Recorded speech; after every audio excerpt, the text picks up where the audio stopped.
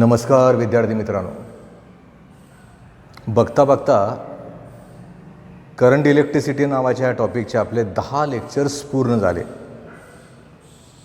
10 लेक्चर्समध्ये आपण याची थिअरॉटिकल जी कॉन्सेप्ट आहे ती सगळी क्लिअर करून घेतली. मी काय सांगितलं होतं की हा जो टॉपिक आहे त्या टॉपिकचं वैशिष्ट्य काय आहे तर याला 11वीचा बेस वापरावा लागतो आणि त्याच्यावरनं गणित सोडवावे लागतात.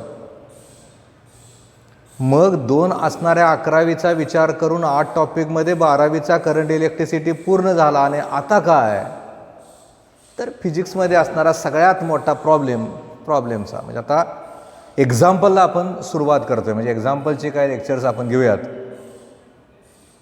कारण काय होतं हे कॉलेज सुरू होता एक्झाम्पल्स परत घ्यायला त्याला किती वेळ मिळेल काय मिळेल. माझी तर मानसिकता समोरासमोर आल्यानंतर जे एक्झाम्पल घ्यायचे आहे त्याशी नुसती लांबणं नाही होत.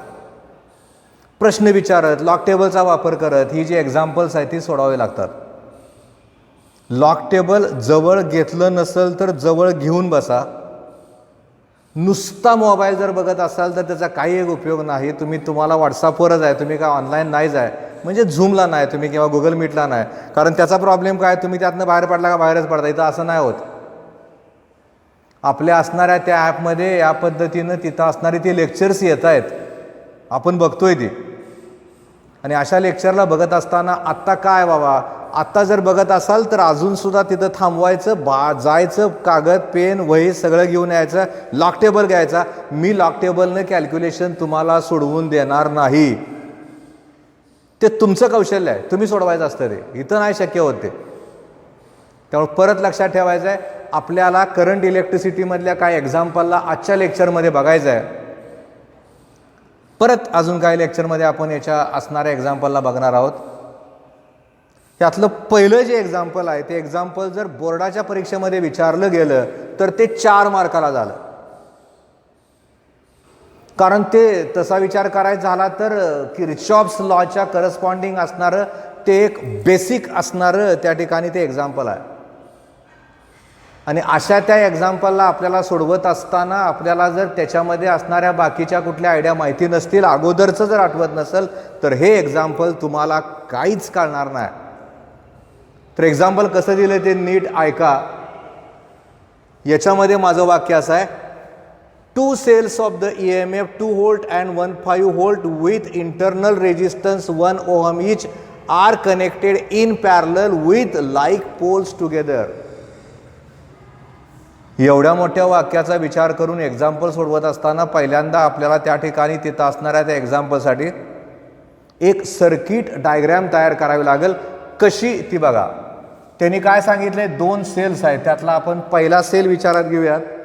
त्या ठिकाणी तिथं असणारा तो जो सेल आहे हा माझा पहिला सेल आहे, याचा हा इंटरनल रेजिस्टन्स आहे. हा माझा दुसरा सेल आहे, याचा हा त्या ठिकाणी तिथं असणारा इंटरनल रेजिस्टन्स आहे. आणि त्यांनी सांगितलंय याचे जे 2 लाईक पोल्स आहेत ते एकत्रित करा. कितीचे त्या ठिकाणी तिथं असणारे ते इंटरनल रेजिस्टन्स. आणि हा समजा 2 व्होल्ट्स आहे आणि हा समजा 1.5 व्होल्ट आहे. याचा इंटरनल रेजिस्टन्स 1 ओहम आहे आणि याचा इंटरनल रेजिस्टन्स सुद्धा 1 ओहम आहे. म्हणजे आपण त्या ठिकाणी तिथलं ते एक्झाम्पल सोडवत असताना या पद्धतीनं तिथं असणारं ते डायग्रॅममध्ये रूपांतर करून घ्यायचं आहे. आता त्या ठिकाणी ते जे एक्झाम्पल आहे ते आपण पुढं वाचूयात. पुन्हा काय म्हणलंय बघा. The combination is connected across 10 ohm resistance. Find current flowing through 10 ohm resistance. याचा अर्थ असा झाला याचा एक रेजिस्टन्स एक्सटर्नल इथं दाखवावा लागेल. तो समजा 10 ओहमचा आहे. अशा परिस्थितीमध्ये 10 ओहमच्या रेजिस्टन्समधनं करंट किती वाहेल त्याचं उत्तर त्याने विचारलंय. म्हणजे कसं करावं लागेल ते कसं सोडावं लागेल. मुळात आपण असा विचार करूयात की त्या ठिकाणी तिथं असणारा तो जो करंट आहे तो याच्यामधला I1 आहे, याच्यामधला I2 आहे. तुम्ही नक्की मला सांगू शकाल 10 ओहममधला जो करंट आहे तो किती असणार आहे. I1 + I2 असणार आहे. आणि ह्या असणाऱ्या सर्किटला लेबलिंग करून घेऊयात कारण त्याच्याशिवाय आपण हे एक्झाम्पल सोडवूच शकत नाही. आपण काय केलं 2 असणाऱ्या त्या सेलच्या बॅटऱ्या पॉझिटिव्ह दाखवल्या. त्यांचा आपण लाईक पोल्स टुगेदर केले. लाईक पोल्स टुगेदर करत असताना तिथं असणारा तो जो सेल आहे तो करंट ज्या दिशेला दाखवतोय ती दिशा पण आपण दाखवले.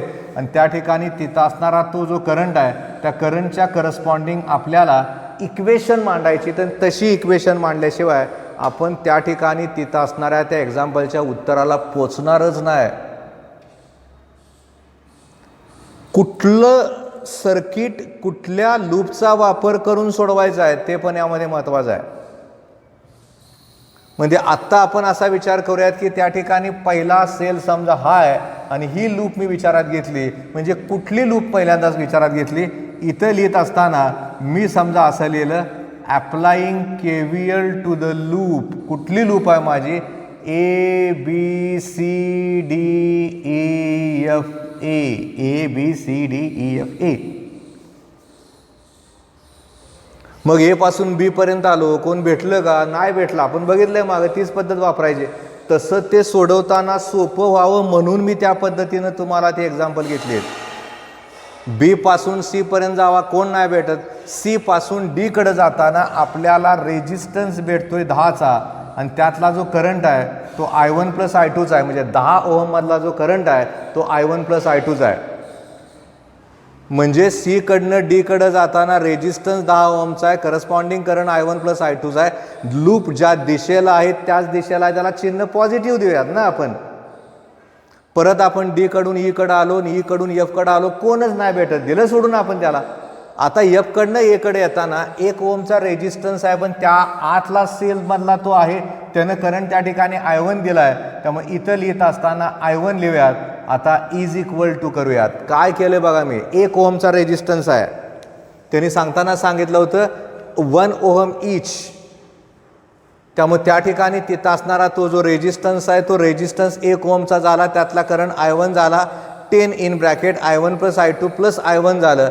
या लूपचा विचार केला तर त्याच्यामध्ये एकच बॅटरी आहे आणि तिथं असणारी ती जी बॅटरी आहे ती बॅटरी लूप ट्रेसडच्या दिशेला करंट पाठवते, चिन्ह पॉझिटिव्ह द्यावं लागेल.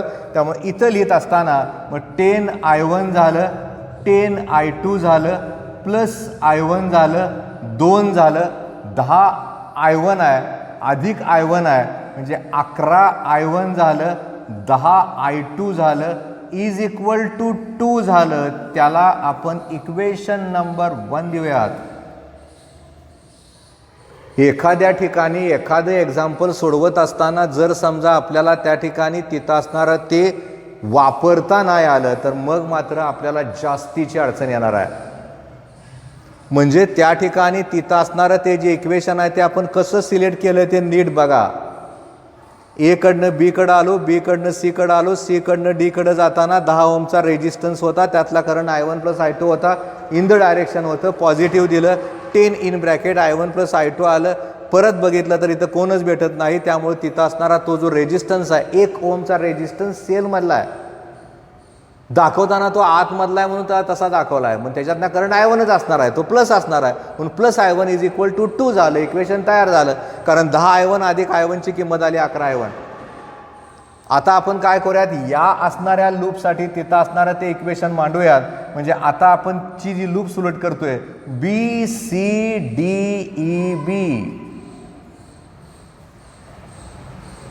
आपण जर समजा त्या ठिकाणी तिथं असणाऱ्या BCDEBचा विचार केला आणि मगासारखाच विचार केला, बी पासून जी पर्यंत कोण नाही भेटत, सी पासून डी पर्यंत परत रेजिस्टन्स कुठला भेटतोय 10चा, त्यातला करंट कुठला आहे I1 + I2 आहे. त्याच्यानंतर डी पासून ई पर्यंत कोण नाही भेटत, त्याच्यानंतर 1 ओहमचा रेजिस्टन्स आहे, पण त्यातला करंट मात्र I2 असणार आहे. त्यामुळे या ठिकाणी I2 = कितीचा सेल आहे तो 1.5चा, 1.5 होऊयात. परत त्याला सिम्प्लिफाय करूयात. सिम्प्लिफाय करताना या ठिकाणी बघितलं तर 10 I1 आलं, प्लस 10 I2 आलं, प्लस I2 आलं, इथं 1.5 आलं, म्हणजे 10 I1 आलं प्लस 11 I2 आलं, = 1.5 आलं. आणि मला इथं एक दुसरं इक्वेशन मिळालं.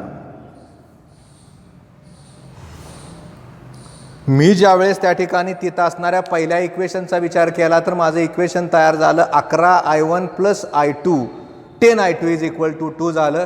आणि इथं मात्र 10 I1 + 11 I2 = 1.5 झालं. म्हणजे आपल्याला या प्रकारचं एक्झाम्पल सोडवत असताना पहिल्यांदा त्या ठिकाणी तिथं असणाऱ्या त्या इक्वेशनला तयार करावं लागेल, त्याच्याशिवाय आपण एक्झाम्पल घेऊच शकत नाही. आणि अशी एक्झाम्पल तयार केल्यानंतर किंवा अशा एक्झाम्पलला सोडवत असताना या पद्धतीनं इक्वेशन तयार केल्यानंतर आता काय करूयात आपण, याच्यातली ज्याची गरजच मला नाही त्याला मी तात्पुरतं या ठिकाणी पुसून टाकतो.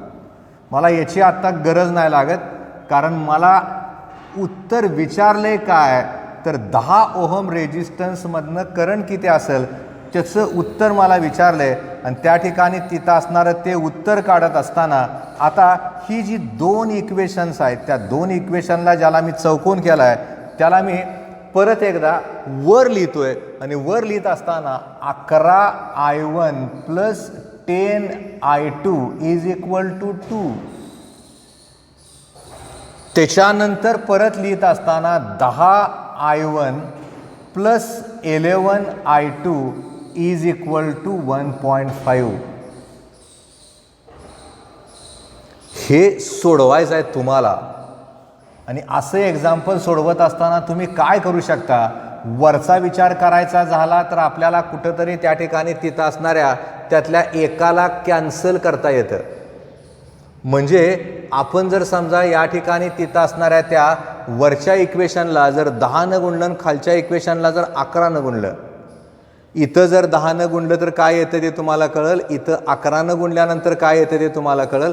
वर जर 10 गुणलं तर किती येते 110. खाली जर 11 गुणिले 10 केलं तर किती येते 110. म्हणजे वर काय करा 10 गुणा, खाली काय करा 11 गुणा. वर जर 10 गुणलं तर 110I1 आलं, 100I2 आलं, इज इक्वल टू 10 गुणिले 2 20 आलं. खाली बघितलं तर 11 गुणिले 10चं उत्तर परत 110 आलं, अधिक 11 गुणिले 11चं उत्तर 121I2 आलं. आणि 11ला 15 गुणून घ्या आणि ती जी किंमत आहे ती किंमत इथं ठेवा. म्हणजे 11 पाची केलं तर 55 झालं, 11 एके 11 झालं, 11 आणि 5 16 झालं. याचा अर्थ त्या ठिकाणी तिथं असणारी ती जी किंमत आहे ती किंमत आपली 165 आली. कसं केलं बघा, 11 गुणिले 5 करताना 11 पाची 55, पुन्हा 11 एके 11, 11 एके 11 असताना वर खरं तर 11 पाची 55 हातचा 5 आला, 11 आणि 5 16 झालं, 1 2 3 1 2 3 165 त्या ठिकाणी आलं. आणि आता काय करूयात, याला मायनस करूयात, याला पण मायनस करूयात, याला पण मायनस करूयात. इथं जर बघितलं तर त्या ठिकाणी तिथं असणारं ते कॅन्सल झालं. याचा विचार केला तर त्या ठिकाणी 100 मधनं वजा 121 केल्यानंतर वजा 21I2 झालं, इज इक्वल टू करत असताना 165 मधनं 20 वजा केलं तर त्या ठिकाणी परत वजामध्ये येईल. 20 वजा केल्यानंतर आपल्याला उत्तर जे मिळतं ते 145 मिळतं. कारण 145 अधिक 20 केल्यानंतर 165 होतं. याचा अर्थ मायनस मायनस प्लस झालं आणि I2चं जे उत्तर आहे ते उत्तर आपलं 145 भागिले 21 अँपिअर आलं. मी तुम्हाला बऱ्यापैकी बऱ्याच लांबपर्यंत घेऊन गेलोय. तुम्ही काय करायचं आता, I2ची किंमत इथं ठेवायची, त्याच्यावरनं I1ची किंमत काढायची. कुठल्या एका इक्वेशनमध्ये I2ची किंमत ठेवा, I1चं उत्तर मिळतं आपल्याला, आणि दोघांची बेरीज करायची आणि त्या ठिकाणी तिथं असणारं ते उत्तर आपल्याला काढायचं आहे. आणि असं जर तुम्ही तिथं सोडवलं आणि त्या ठिकाणी तिथं असणाऱ्या त्या एक्झाम्पलचं उत्तर जर काढलं तर त्या ठिकाणी तिथं असणारं ते जे उत्तर आहे म्हणजे I1 प्लस I2चा विचार केला तर तिथं असणारं ते जे उत्तर आहे ते 1/6 अँपिअर येते का हे चेक करा. मी फक्त तुम्हाला हिंट देऊन आणले, म्हणजे कसं सोडवायचं ते तिथंपर्यंत सांगितलंय. कॅल्क्युलेशन तुम्ही करावं लागतं. कॅल्क्युलेशन मी सोडवून दिल्यानंतर तुम्हाला येतं असं नाही होत. या सगळ्यामध्ये टफ काय राहतं तर कॅल्क्युलेशन पण राहतं. तुमचं ते प्रॅक्टिस असावं लागतं. कॅल्क्युलेशनला घरी जेवढं जास्तीचं प्रॅक्टिस तुम्ही कराल तेवढी ते एक्झाम्पल तुम्हाला सुटतील. अदरवाईज नुसती एक्झाम्पल होत राहतात, आपल्या हातामध्ये शून्य मिळतं, त्यामुळे आपला असाच वेळ निघून जातो, आपण ब्लँक राहतो. त्यामुळे या ठिकाणी मी एक तुम्हाला एक्झाम्पल दिलं होतं सोडवायला, आणि त्या एक्झाम्पलचा विचार करून आपण त्या ठिकाणी तिथं असणार ते जे उत्तर आहे ते उत्तर आपण काढलं आहे. त्यामुळे तिथं असणारं ते जे उत्तर आहे ते उत्तर किती येते तर ते तुम्हाला सांगितलं I1 + I2चं उत्तर येते 1/6 एम्पियर. म्हणजे आता अशा प्रकारचे एखादं एक्झाम्पल जर तुम्हाला विचारलं तर त्या ठिकाणी तिथं असणारं ते एक्झाम्पल सोडवत असताना 100% लक्षात ठेवायचं आहे, त्या एक्झाम्पलचं उत्तर काढत असताना आपल्याला स्वतःला एखादं जर एक्झाम्पल समांतर मिळालं तर त्या समांतर एक्झाम्पलचा वापर करून आपण तिथं असणारं ते जे एक्झाम्पल आहे ते नक्की सोडवू शकतो. मी मुद्दामून पहिल्यांदा किर्चॉफ्स लॉज ओरिएंटेड एक्झाम्पल घेतले, त्यामुळे तशा असणाऱ्या त्या एक्झाम्पलला कुठल्या मेथडनं जावं लागतं ते सगळं तुम्हाला सांगितलं आहे. राहिलाय भाग कुठला तर गुणाकार, भागाकार, बेरीज आणि वजाबाकी. म्हणजे माझा 27 वर्षाचा अनुभव मला सतत सांगत राहतो की आपल्या असणाऱ्या विद्यार्थ्यांना सगळ्यात अवघड काय जातं तर गुणाकार, भागाकार, बेरीज. फिजिक्स येतं का त्यांना? येतं फिजिक्स, येत नाही असं नाही होत. मग प्रॉब्लेम काय येत नाहीत? प्रॉब्लेम येत नाहीत म्हणजे तुम्हाला गुणाकार, भागाकार, पॉईंटमधलं कॅल्क्युलेशन, लॉगचं कॅल्क्युलेशन येतच नाही. किती जरी शिकवलं तरी तुमची ती जास्त अवस्था तशीच बिकट राहते. याचं कॉज काय आहे? 11वी लेवलला आपण त्याचं प्रॅक्टिस केलेलं नसतं, आपण त्या 10वीच्या मार्काच्या धुंदीतच राहतो. मग 12वीत आपली सस्य उलपट होती, मग वाटते काय सरांनाच येत नाही सर. तसं नाही होत. सगळे शिक्षक चांगले असतात, सगळे चांगले शिकवतात, अडचण तुमची स्वतःची असते. त्यामुळे प्रॅक्टिस करा. एक्झाम्पलचं उत्तर 1.6 येते का बघा, आणि जर उत्तर काढलं असेल तर ते मला व्हॉट्सअप करा, माझ्या व्हॉट्सअपवर पाठवून द्या. मग मी ठरवीन की बाबा तुम्हाला गणित येतं आहे, फिजिक्स नव्हे गणित येतं आहे. फिजिक्स मी सगळं सांगितलं आहे तुम्हाला काय करावं लागतं ते. तर या पद्धतीनं आपण त्या असणाऱ्या पहिल्या एक्झाम्पलचं उत्तर काढलं. उत्तर काढलं म्हणण्यापेक्षा मी तुम्हाला बऱ्यापैकी उत्तराच्या जवळ घेऊन गेलो आहे. उत्तराचा भाग जो आहे ज्याला वेळ जाऊ शकतो अशा परिस्थितीला स्वतःला तिथं असणारं ते जे कॅल्क्युलेशन आहे ते तुम्हाला करावं लागेल, आणि तिथं असणारं ते जे उत्तर आहे ते उत्तर तुम्हाला काढावं लागेल. आपण उत्तर काढलं ते. आता ह्याच्यामध्ये काय झालं, उत्तरं काढत असताना, एक्झाम्पल सोडवत असताना, त्या सगळ्यांचा विचार करत असताना मी किती एक्झाम्पल घेतो ते महत्त्वाचं नाही, तुम्ही किती एक्झाम्पल सोडवता तो भाग सगळ्यात महत्त्वाचा आहे. आणि अशा परिस्थितीमध्ये आता आपण काय करतोय, याच्यामध्ये असणारे जे 2 नंबरचे एक्झाम्पल आहे त्याचं उत्तर कसं काढायचं ते बघतोय. मी पहिल्यांदा काय करतो, मगाशी जे केलं होतं तेच आता करतोय. तुम्हाला त्या ठिकाणी तिथं असणारं ते जे एक्झाम्पल आहे ते पहिल्यांदा वाचून दाखवतोय. बघा कसं कसं होतंय ते. कसा एक्झाम्पल बघा. 4 resistances 20 ohm, 20 ohm, 20 ohm and 25 ohm forms a Wheatstone's network. आपण काय करायचं, एक्झाम्पल वाचता वाचताच त्या ठिकाणी तिथं असणारी ती जी डायग्रॅम आहे त्याला आपण तयार करायचं. कसं केलंय त्यांनी ते बघा. तुम्हाला त्या ठिकाणी तिथं असणाऱ्या व्हीटस्टोन्स नेटवर्कचा विचार करत असताना 3 20 ओहमचे रेजिस्टन्सेस आहेत, समजा ते असे आहेत, आणि एक 25 ओहमचा रेजिस्टन्स आहे.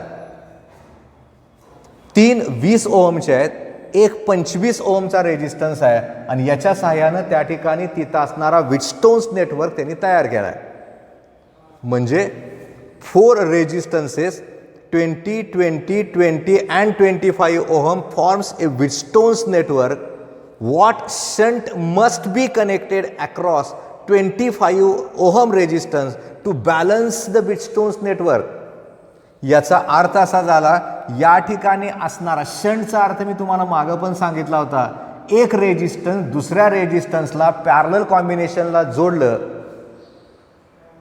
का त्याला म्हणतात शंटिंग ऑफ द रेजिस्टन्स.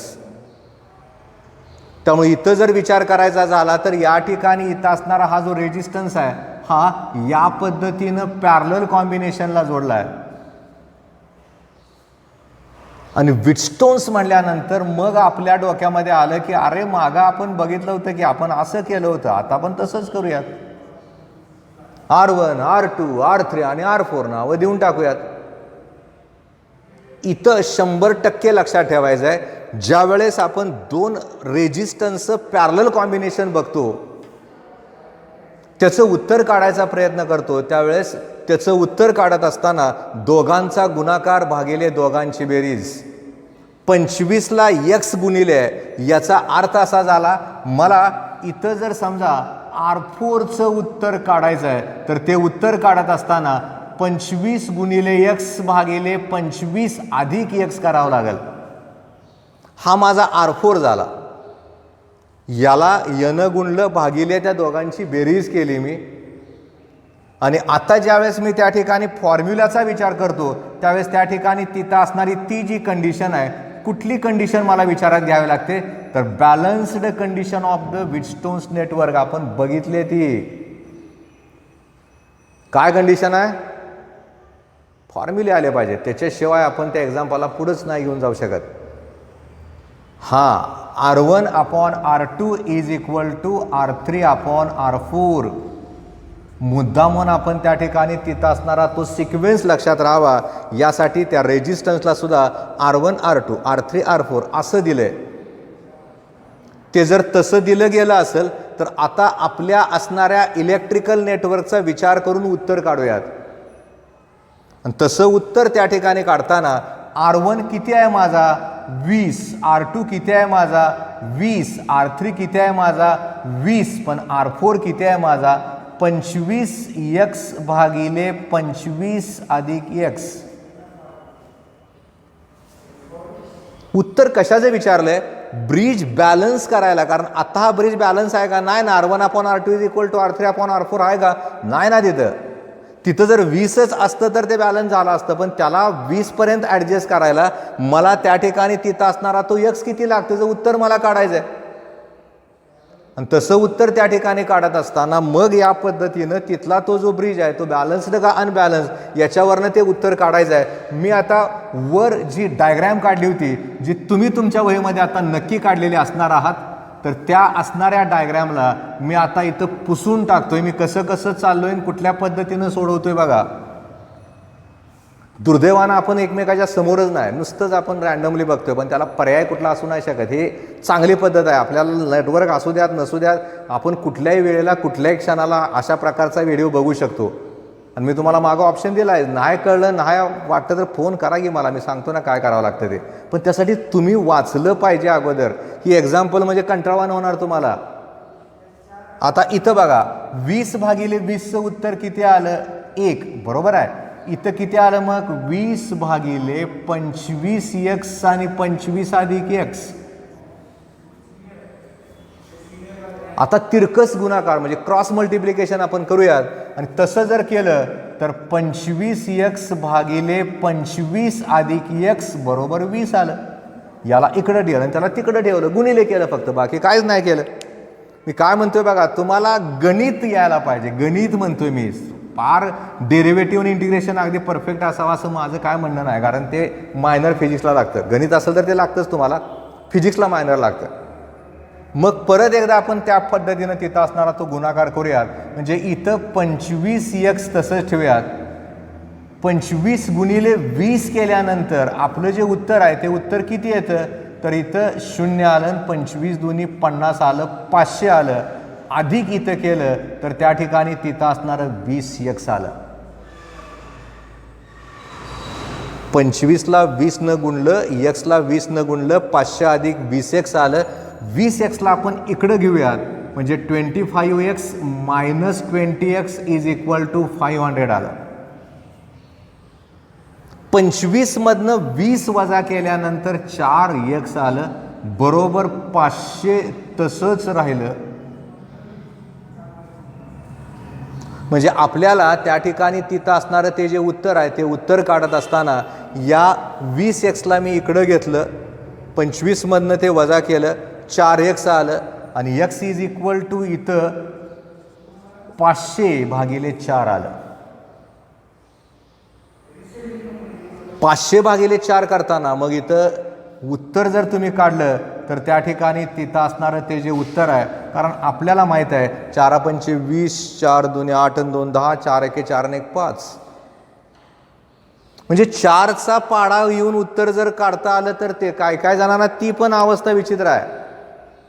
हे साधी साधी जी उत्तर आहेत ती उत्तरं त्यांना काढता नाही येत, कॅल्क्युलेशन त्यांना करता नाही येत, त्यामुळे परत मेजर प्रॉब्लेम येत राहतो. म्हणजे आपल्याला त्या ठिकाणी तिथं असणारं ते एक्झाम्पल सोडवत असताना मी मगाशी पहिल्यांदा डायग्रॅम काढले, आपण 2 नंबरच्या एक्झाम्पलचा विचार करतोय. कॅल्क्युलेशनचा भाग खरं तर तुमचा असतो, त्यामुळे तिथं असणार ते जे उत्तर आहे ते उत्तर काढत असताना इथं कसं केलंय ते नीट बघा जरा. मायनर गुणाकाराने भागाकार आहे, मायनर, मेजर नाही जाय तो. आणि मी ज्यावेळेस पेपर तपासतो त्यावेळेस माझ्या लक्षात असं येतं की अरे ह्या मुलांना अजून सुद्धा उत्तरं काढता नाही येत, अजून तीच अवस्था, तोच प्रॉब्लेम, यातनं बाहेर नाहीत पडत ही मुलं, त्यामुळे ते जास्त विचित्र वाटत राहतं.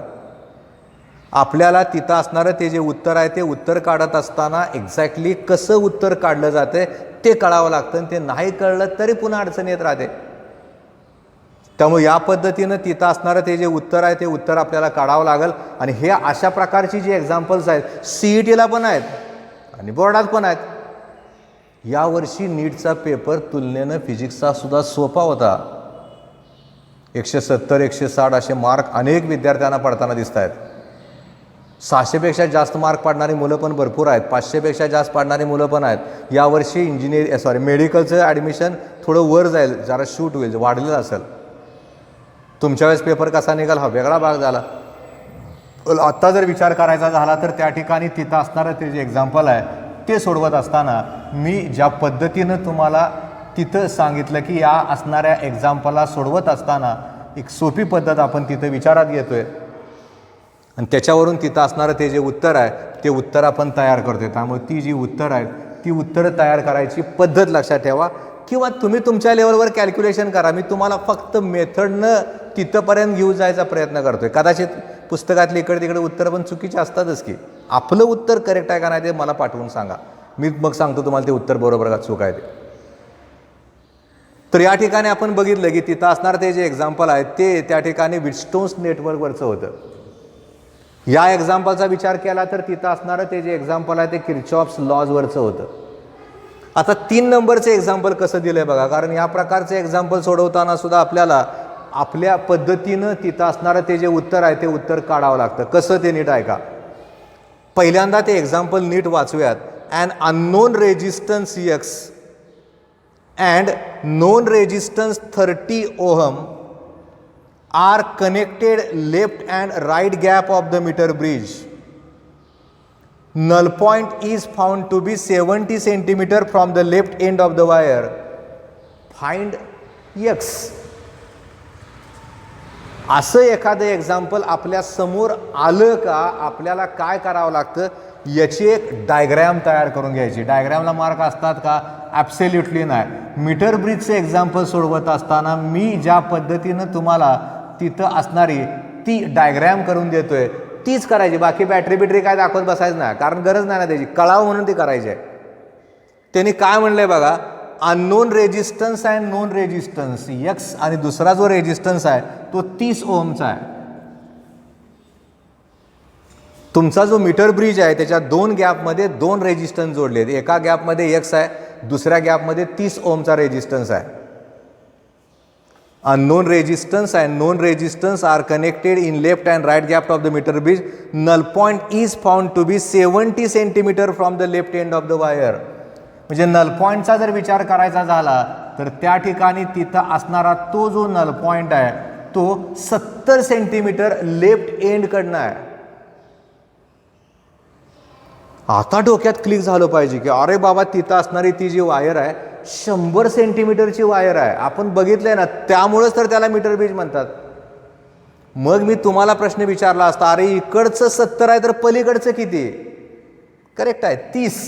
म्हणजे याचा विचार केला तर तिथं असणारी ती जी लांबी आहे ती झाली 30 सेंटीमीटर. अशा प्रकारे एकदा डायग्रॅम काढली का आपण आपल्या पद्धतीने एक शॉर्टकी लक्षात ठेवायचं आहे.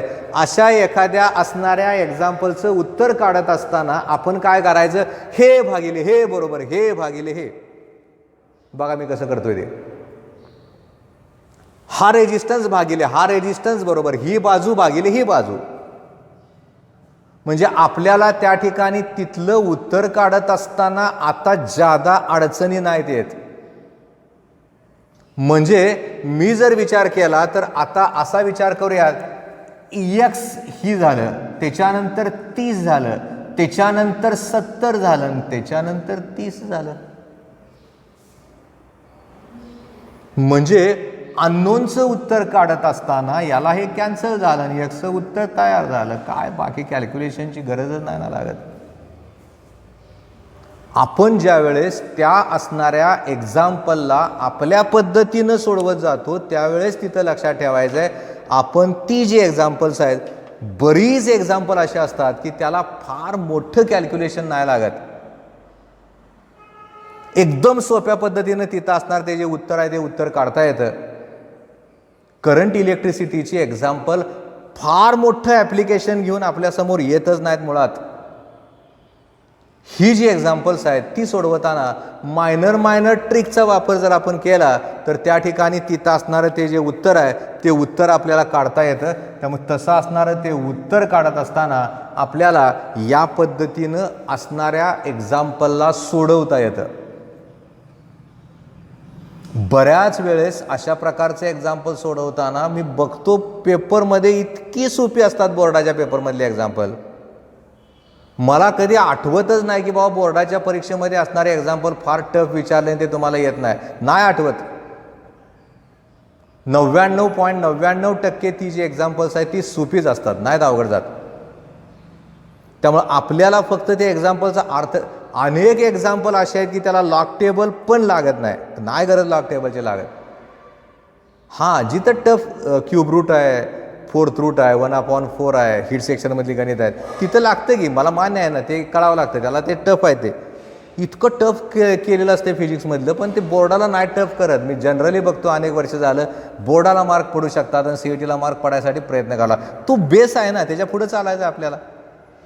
तेव्हा आपण ज्यावेळेस एखाद्या ठिकाणी एखाद्या एक्झाम्पलचं उत्तर काढतोय, त्यातल्या त्यात मीटर ब्रिज सारख्या एक्झाम्पलची उत्तर काढत असताना आपल्याला या पद्धतीनं तिथं असणारं ते जे उत्तर आहे ते उत्तर काढायची सवय लावावी लागते. आता ह्याच्यामध्ये पुढचं एक चौथं एक्झाम्पल काय बघा.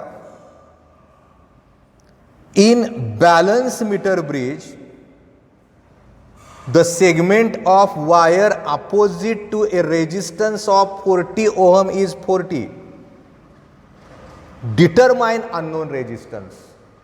म्हणजे परत एकदा मला मीटर ब्रिजचा आधार घ्यावा लागेल. मीटर ब्रिजचा आधार घेत असताना मला तिथं असणारी ती जी डायग्रॅम आहे ती डायग्रॅम मला पूर्ण करून घ्यावं लागेल आणि करस्पॉन्डिंग असणारं जे एक्झाम्पल आहे ते मला सोडवावं लागेल. त्यांनी कसं म्हटलंय ते नीट बघा. काही ठिकाणी नल पॉईंट विचारतील, काही ठिकाणी अननोन रेजिस्टन्सचं उत्तर विचारतील. कसं विचारलंय त्याच्यावर ते ठरतं. आपण काय करतोय, जादाची एक्झाम्पल एकाच वेळेस एकदम घेण्यापेक्षा थोडं एक्झाम्पल घेऊन आपण आपल्या डोक्यामध्ये बसवायचा प्रयत्न करूयात. कारण मी मगाशी सांगितलंय जिथं डायरेक्ट उत्तर शक्य आहे तिथं मी सोडवून देतोय, पण जिथं लॉक टेबलचा वापर करून सोडवायचा आहे त्याचं मी उत्तर देतोय. उत्तर चेक करायचं आहे तुम्ही मोबाईलमधल्या कॅल्क्युलेटरनं करू नका, कारण तुम्हाला परीक्षेला कॅल्क्युलेटर अलाउड आहे पण आत्ता नाही. त्यामुळे आपल्याला काय करावं लागतं, कसं आलंय ते बघावं लागतं आणि त्याचं उत्तर काढत असताना मग विचार करावा लागतो. आता एक्झाम्पल परत एकदा वाचूयात आपण. कसं म्हणलंय ते एक्झाम्पलमध्ये बघा, म्हणजे त्या ठिकाणी तिथं असणारं ते जे उत्तर आहे ते उत्तर काढणं आपल्याला सहज शक्य आहे. In a balanced meter bridge the segment of wire opposite to a resistance of 40 ohm is 40 centimeter. Determine unknown resistance. आता अननोनला आपण तिकडं ढकलूयात. जर समजा त्या ठिकाणी तिथं असणाऱ्या त्या अननोनला आपण पलीकडच्या सेगमेंटमध्ये वापरले आणि आता परत एकदा आपल्याला तिथं असणाऱ्या त्या एक्झाम्पलचं उत्तर काढायचं आहे. आणि अननोनचं उत्तर काढत असताना आता जे दिसतंय त्याच्यावरनं त्या ठिकाणी तिथं असणारं ते जे उत्तर आहे ते उत्तर आपल्याला काढता येऊ शकतं. एक बाजू जर 40 सेंटीमीटर असेल तर हिकडची बाजू 100% 60 सेंटीमीटर झालीच की. म्हणजे आपल्याला त्या ठिकाणी ते एक्झाम्पल सोडवत असताना पहिल्यांदा डायग्रॅम तयार झाली का मग काय परत पद्धत तीच वापरायची. ते भागिले ते बरोबर हे भागिले हे म्हणजे काय, तर इथं विचार करूयात. 40 भागिले x बरोबर 40 भागिले 60 म्हणजेच 2 भागिले 3. परत तिरकस गुणाकार करूयात. 4 ला 3 न गुणलं तर 12 आलं, म्हणजे इथे 120 आलं. आणि पलीकडे बघितलं तर त्या ठिकाणी 2x आलं. मला x उत्तर काढायचं आहे, त्यामुळे 120 भागिले 2 झालं, उत्तर तयार झालं. आणि त्या ठिकाणी तिथं असणारं ते जे उत्तर आहे ते उत्तर झालं 60 ओहम. म्हणजे आपल्याला त्या ठिकाणी तिथं असणाऱ्या त्या एक्झाम्पलचा विचार करून करस्पॉन्डिंग असणारं उत्तर जर काढायचं झालं तर तिथं असणारं ते जे उत्तर आहे ते उत्तर आपल्याला या पद्धतीनं काढता येतं. आपण खरं तर बऱ्यापैकी बरीच एक्झाम्पल या असणाऱ्या टॉपिकसाठी बघणार आहोत. ही खरं तर आपण फक्त सुरुवात केली, म्हणजे इनिशिएट झालो आहे आपण. आपल्याला बऱ्याच गोष्टी यात बघत जायचं आहे. आणि या पद्धतीनं ज्यावेळेस आपण तिथं असणाऱ्या त्या एक्झाम्पलला आपण सुरुवात केली आहे आणि अशा अनेक एक्झाम्पलला आपल्याला पुढं पुढं बघत जात असताना परत आपण वेगवेगळ्या प्रकारचे एक्झाम्पल बघणारच आहोत. याच्यानंतरचं जे पिरियड होईल आपला, तो जो पिरियड आहे त्याच्यामध्ये याच्यामधले आपण पुढची काय एक्झाम्पल घेतोय. आज मुद्दामून मी जास्त नाही घेत, कारण तुमची अजून तयारी नसते, म्हणजे मानसिकता नसते. आणि अशा परिस्थितीमध्ये आपण जर समजा परत पुढचं एक्झाम्पल सोडवायचं ठरवलं असतं तर थोडं आता काय करा, आज परत एकदा सगळ्या असणाऱ्या थिअरॉटिकल कॉन्सेप्टला नीट वाचा. तुमच्याकडे असणाऱ्या पुस्तकातनं एक्झाम्पलचा विचार करायची सवय लावा. जेवढी शक्य आहे तेवढी एक्झाम्पल जास्तीची मी घेतोय, म्हणजे ऑनलाईन घ्यायचं आहे मला, त्यामुळे जास्तीचे याचा अर्थ फार सगळ्या प्रकारचे एक्झाम्पल होत नाहीत, कारण ते अशक्य आहे. त्यातल्या त्यात जिथंपर्यंत आपल्याला शक्य आहे तिथंपर्यंतच्या एक्झाम्पलचा विचार आपण नक्की करूयात. आणि याच्यानंतरची जी एक्झाम्पल्स आहेत ती याच्यानंतरच्या तासाला घेऊयात. त्यामुळं आज आपण इथंच थांबतोय. पुढच्या एक्झाम्पलला आपण पुढच्या पिरियडला भेटतोय. धन्यवाद.